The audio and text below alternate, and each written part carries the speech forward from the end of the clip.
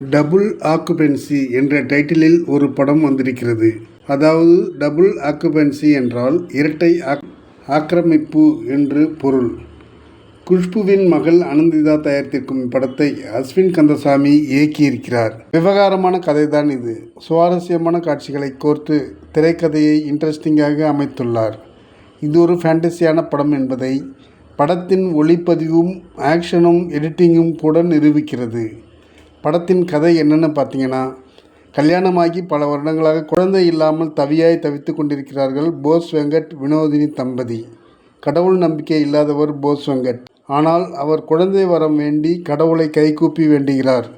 அதன் பலனாக ஆண் குழந்தை பிறக்கிறது. பிறந்த சில நிமிடங்களிலேயே குழந்தை இறந்து போகிறது. மறுபடியும் கடவுளை வேண்டுகிறார். அப்போது கடவுள் தோன்றி அருள் தர குழந்தை உயிர் பெறுகிறது. ஆனால் பெண் குழந்தையாக உயிர் பெறுகிறது. எனவே காலை 6 மணி முதல் மாலை 6 மணி வரை பெண்ணாகவும், மாலை 6 மணி முதல் காலை 6 மணி வரை ஆணாகவும் வளர்கிறது. குழந்தைக்கு ரஜினி என பெயர் சூட்டி ஒரு இதயம் இரு உயிர்கள் என்பதாக வளர்க்கிறார்கள். வளரும் குழந்தைக்குள் இருக்கும் இருவர் வளர வளர தங்களுக்குள் ஒருவித வெறுப்புடன் இருக்கிறார்கள்.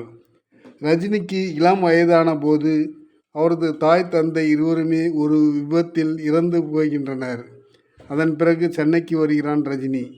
பகலில் பெண்ணாகவும் இரவில் ஆணாகவும் எப்படி வளர்கிறார், காதல், தொழில், ஏக்கம் என அவர் எதிர்கொள்ளும் சிக்கல்கள் என்னென்ன என்பதை காமெடி ப்ளஸ் கிளாமர் கலந்து தந்திருக்கிறார் டைரக்டர் அஸ்வின் கந்தசாமி.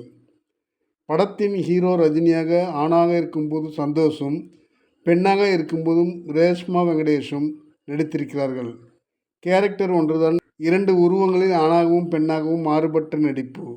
பெண்ணாக ரேஷ்மா பெண் கேரக்டரில் இருக்கும்போது சண்டை காட்சிகள், காதல் காட்சிகள், சக உயிரை புரிந்து கொள்கிற காட்சிகளில் பெஸ்ட் பெர்ஃபார்மன்ஸ். ஆண் ரஜினியின் காதலியாக வரும் சம்யுக்தா விஸ்வநாதன், பெண் ரஜினியின் காதலன் கார்த்திக்காக வரும் வினோத் கிஷன் இருவரும் வித்தியாசமான நடிப்பை தந்திருக்கிறார்கள். விடிவி கணேஷ், பக்ஸ் போன்ற ஃபில்லப்ஸும் உண்டு. ஜெனடிக்ஸ் சம்பந்தமாக பெண் ரஜினி ரிசர்ச் செய்வதும், நைட் பாரில் வேலை பார்க்கிற ஆண் ரஜினி என கேரக்டரைசேஷனில் வைத்திருப்பது இன்ட்ரெஸ்டிங் கூட்டுவதற்கான அம்சங்கள். சாம்ஸ் எஸ் இசை பரவாயில்லை.